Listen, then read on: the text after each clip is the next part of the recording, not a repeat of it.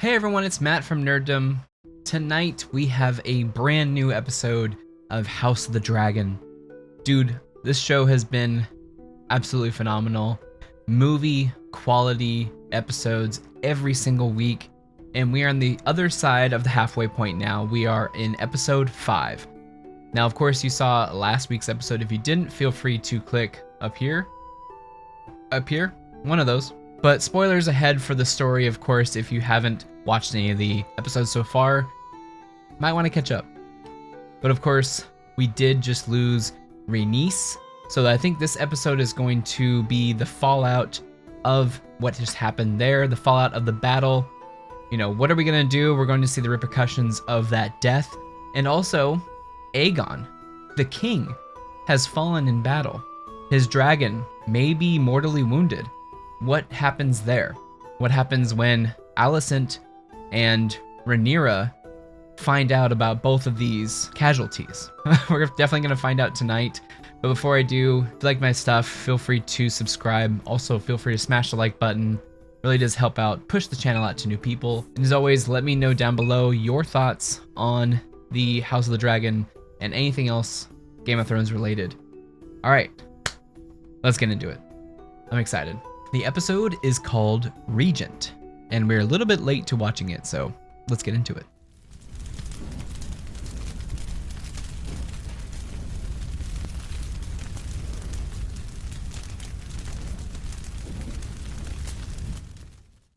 Oh, Driftmark, we're starting here. Damn. They really had love for each other, man. It was cool. It was nice to see. Rhaenyra. Always with the killer costumes. Dang, look at that. Look at that view from Dragonstone. It always feels like such a world. That's one thing that Game of Thrones can do here. Behold! Nah, right here. The traitor dragon Meleys! Wow. Slain at Rook's Rest by your king! This is a black omen. They're kind of disgusted. Interesting. They're kind of disgusted at them for doing this. Maybe that's why they talked about the common folk. And that's gotta be Aegon. Or that's Rhaenys. Are they gonna try to touch it? It's just me.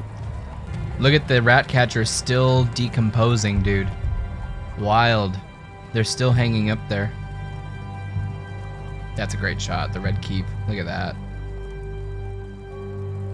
It's kind of cool that Aemond is wearing green now instead of like black. And that's Aegon. Oof. That armor's stuck on him, like burned onto him, dude. Melted onto his skin, holy crap. I love this show because I can just sit back and watch it. Uh-oh, Baela. What are they gonna do with Baela? There's Jace. Are they gonna do something rash? Here's Daemon. My dragon is hungry. Who are these guys, the Brackens? A term to simple Lord Bracken, renounce Yeah, the false Bracken. King Aegon as a usurper. Die or bend the knee. We choose fire.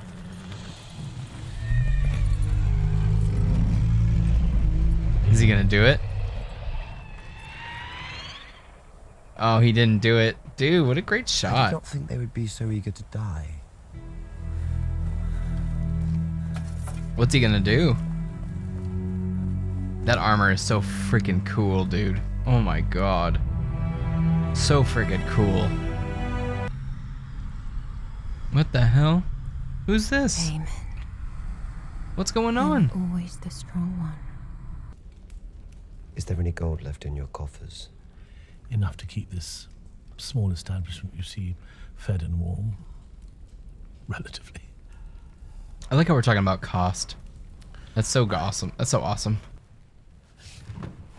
Aemon's in charge. Like he always wanted. He's gonna take it from that thing, huh? Yep, called it.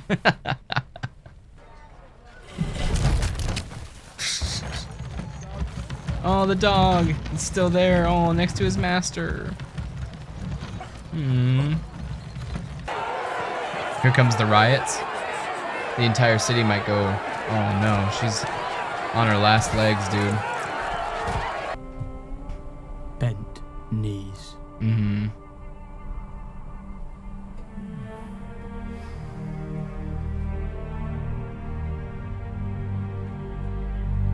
That's a cool set piece, dude. Look at that. Wow. There's the twins. Uh-oh, the River Lords. Uh-oh.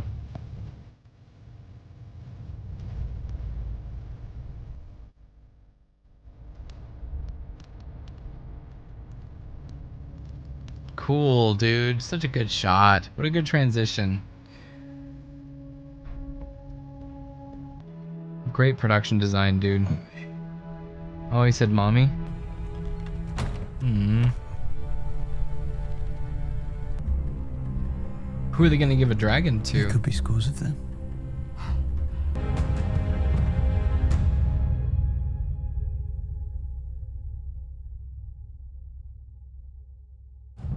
So no Vermithor, huh?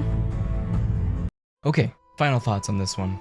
This was a plot-heavy episode that really does show the repercussions of the battle that just happened, of course.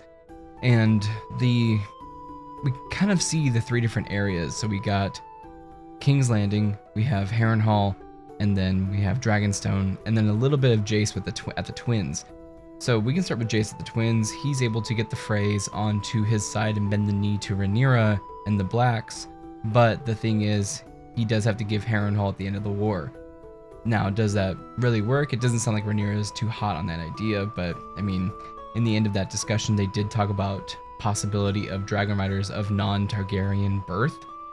I don't think that's going to work out. Otherwise, we probably would have seen it before. So the next episode, we may see a bunch of violence and tragedy from that. We have 3 episodes left, by the way. Otherwise, at Dragonstone and at Driftmark, we have Corlys reeling from his wife dying. Really great scene. And then, you know, him getting the hand from Rhaenyra. Like they say in here, he kind of is searching for purpose, so she's kind of playing that part right now. But at the same time, he is a very well-known strategist and warfighter. He is currently doing the blockade on King's Landing, and he has fought in many wars.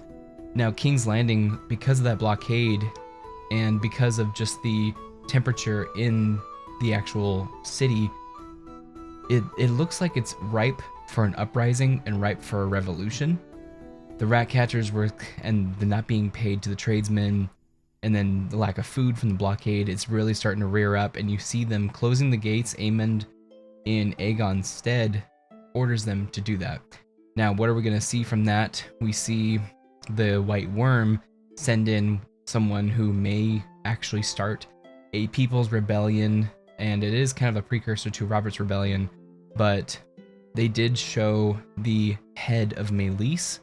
Kristen Cole, in the most Kristen Cole thing to do, marches that head through the city, thinking that he is a conqueror, thinking that they are victorious, but the people thought these things as magical. The people thought these things as basically immortal because they've never seen him die before.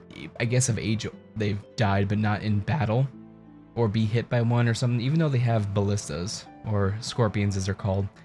But they thought of them as gods.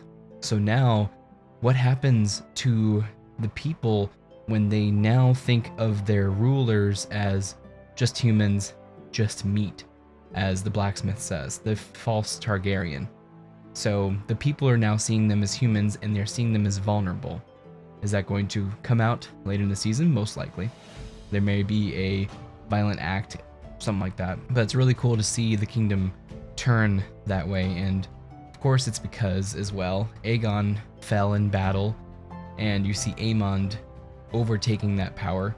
Really cool scene where the volume kind of cuts out, and then you kind of slow into Alicent, who is now kind of thinking about everything that she's done, thinking that she could go into power, but you literally gave your kids power because they wanted to overstep you. a woman. They didn't want a woman on the throne. They wanted a man on the throne. So you think they're really gonna just give it to you immediately? No.